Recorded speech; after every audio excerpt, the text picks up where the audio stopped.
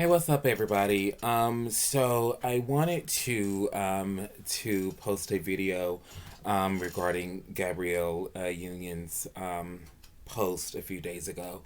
She recently posted a photo of her and her son, which was dressed like a little girl, and she posted in the tweet. I mean, in the caption of the photo was "Embrace us."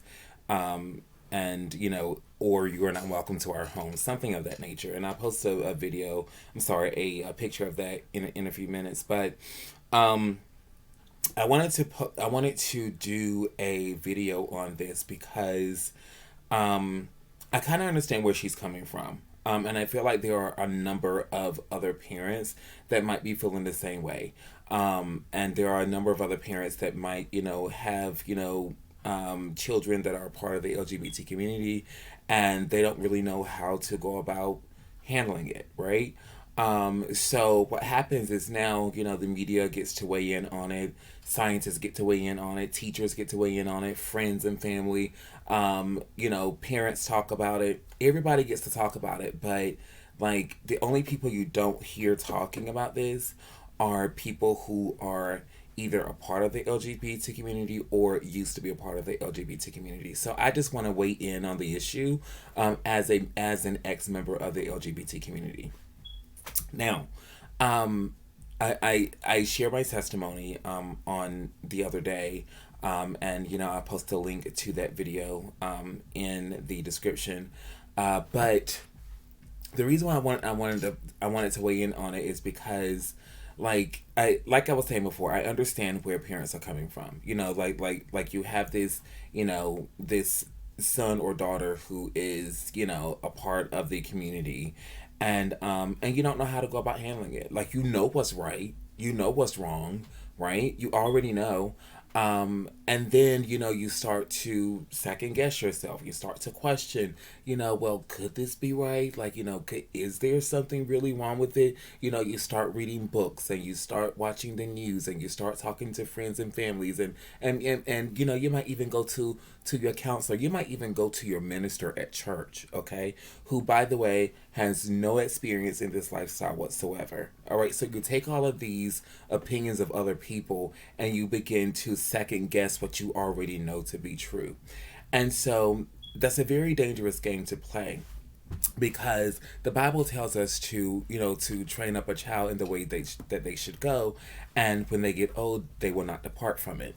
Now, I find that to be true myself, because growing up as a gay boy, um, having a dad who was a preacher, mom, like, being born and raised in the church and everything, like, my parents never accepted it. They never, ever, ever accepted it, right? Never accepted it. Like, they had a, not a low tolerance, but a no tolerance for that type of thing. Now, did they kick me out of the house? No. Did they deprive me of food? No. Did they mistreat me in any way? Like, I mean, because of it, I no, I don't think so. But like, maybe they did. Maybe they did. In all reality, maybe they did treat me a little different because of that. But the reality is that, number one, you don't have to treat your child any different because of that. But you also do not have to accept, that particular lifestyle. You do not have to, especially when you already know it. You already know that it's wrong. You already know the truth, right? So regardless of what the world tells you, like, you don't have to go about accepting it. The one thing that I have a conversation with the rest of my siblings about is, how bad we hated growing up. Like, we hated growing up. Like, we hated some of the things that my dad would make us do. Like, just because he would not allow us to do this, or we had to do this as a chore, whatever, whatever the case may have you. Like, we absolutely hated it. But like, now that we're older and we're in the real world, we're so grateful for it. Like, we have this conversation all the time. My siblings and I, like, we thank God for the upbringing that we had, because, if it wasn't for that upbringing, we wouldn't be where we are today. And I have to tell you that, you know, if you are raising your son or your daughter up to be anything outside of outside of what God has appointed them to be, they're never going to reach their full destiny. Like they're never going to be the man or the woman that God has ordained them to be from birth. Okay. So, you know, you definitely want to keep that in mind. But like I said before, you know, you don't have to kick these kids out either. You know what I'm saying? You don't have to treat them bad. Like, you don't have to talk back to them or whatever. But you can be firm and say, listen, that is not right. You know, like celebrate their good grades. You know what I'm saying? Celebrate the fact that they have a job. Like, you know, have a birthday party for them. Whatever, you know, everything else good that is in line with Christ and that is not against the will of God, celebrate that. But the things that go against God's will, be strong as a parent and do not celebrate that. Like if my parents, and this is me, you know, who is a person who has lived, you know, the LGBT lifestyle. Thank God, God has delivered me, you know. But like, if I was that person, if I was a son of my parents, and they celebrated me, right? They celebrated my lifestyle, you know, my sexuality. Like I wouldn't have been growing up thinking, "Oh my God, there's something wrong." You know, like, you know, I want to be with guys, but I know it's not right, so I'm not going to do it, or I have to find a way not to do it. Like it had they not told me that it was wrong, I don't know that I would be in the position that I am today. Had they not told me that it was wrong, like I don't know that I would have had enough courage to even seek the face of God for deliverance because they already told me that it was wrong. But if they nurtured it, if they nurtured the behavior, if they, you know, they made it okay for me, then I would have been growing up knowing in myself that it's not right, because everybody has that sense of right and wrong in themselves, right? We all have it. God put it there. So even knowing in myself that it's not right, I'll be thinking, oh well, you know, there must be something right. My dad's a preacher; he accepted it. You know, like my parents accepted it. Like, you know, my parents told me to be myself. My parents told me to live my truth. You know what I'm saying? Like those are very, very dangerous words, and like you can really ruin a person's life by telling them that. You know, like I said before, I understand where you guys are coming from as parents. You know, you want to be there for your child. That's your child. Like you gave birth to them. Like, you know, like that's your child. I get it. I completely get it. But just as you do not support, if your child was to go and rob a bank, would you support that? Would you support that? Would you support your child walking up to an elderly person and just like beating them down out of the blue? Would you support that? No. Why? Because it's wrong, and you want to teach your child better so that they can grow up and be better. So it's the same thing as it relates to this LGBT thing. Like you have to teach your children better. Like you have to let them know, listen, you don't have to be gay. Like this is not something that you have to do. This is not something that is okay. You know, like there is deliverance for you. You know what I'm saying? Like I mean, like you have to talk to them, like open that line of communication, because in a lot of cases, you know, like I said in my previous video, that child that's going through that is most likely hurt. They're hurt from, you know, either child molestation, or you know, some comments that's been constantly being made to them, or maybe being picked on at school or whatever. Like homosexuality comes in from hurt.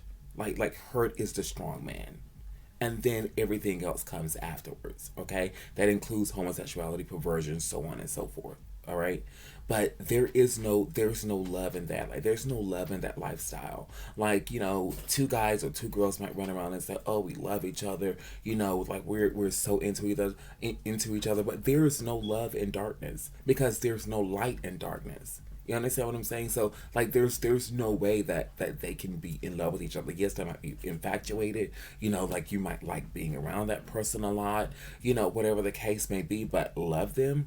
Absolutely not. Absolutely not. So, so you guys listen, really be encouraged. Like, be careful with your children. You know, train them up in the way they should go. not the way they want to go, but in the way they should go. And you can do that while still supporting the things that and still celebrating the things that they are doing that's right. But you can definitely let them know that that's wrong, and they might hate you for it.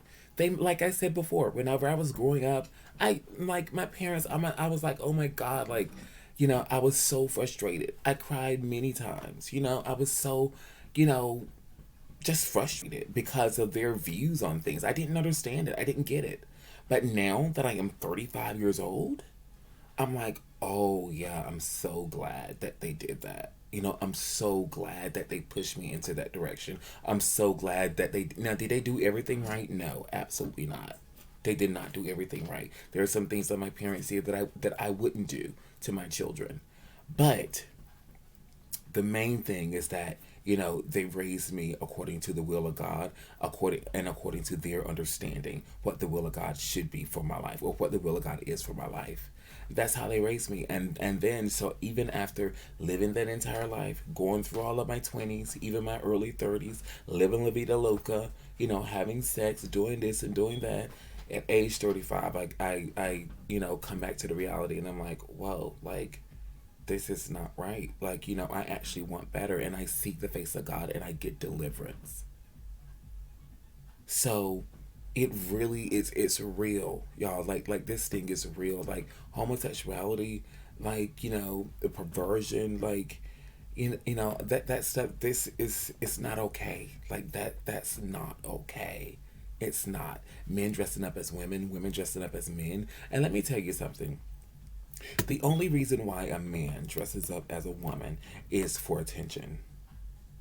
That's what it is. It's for attention. It's not that this man feels like he's a girl inside or any of that foolishness. It really is for attention, because straight men, or men who are attracted to women, you know, tend to look at men who are attracted, men who are dressed as women a lot more than men who are dressed as men and that are also gay.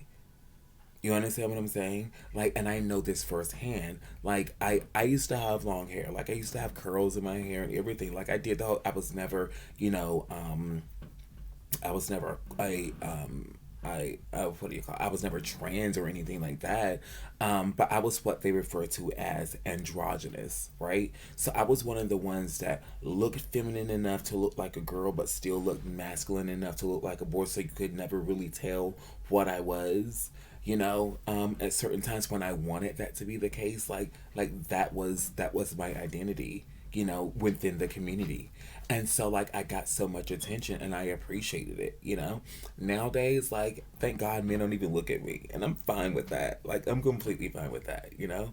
But like, but the point that I'm making is that, it really is for attention. It is an attention that they're seeking after, that is driven by sexual desire. That's what it is. Like, there is no identity crisis. Like, there's none of that foolishness. Like, it's all, demonic powers that are playing in the minds of your children, and it is perversion, and it is, sexual activity. That's all it is. It's just a bunch of sexual activity. It's a whole sex culture, and that is based around that. So, um, I just wanted to drop this video to encourage not only Gabrielle, but really all of you parents. Like, all of you parents who have, children that are gay, lesbian, bi, whatever the case may be. Like, don't celebrate that. Don't sell. And the only way, by the way, the only way that you cannot celebrate that and be strong in that and be sturdy in that is if you are living for Christ yourself. If you're not living for Christ yourself, you're going to slip right through the cracks, period. I mean, and that's just reality. But if you are living for Christ, or if you have any intention on doing good and doing the best you can, don't celebrate it. Like, do not celebrate it, because you're doing more damage to your child than what you are good. You really, really are. So, don't do it. Anyway, if you like this video, y'all, subscribe to it, so on and so forth. This video is all about, share my testimony, share my experience as an ex-member of the LGBT community. I am not here to bash gay people. I am not here to, to do any of that. I'm just here to share my testimony and to try to encourage somebody. If I can just encourage one person, if I can just find one person, if I can just reach one soul, then I will have done my job. But anyway, again, my name is Starkey. Thank you so much for watching. Y'all have a good day.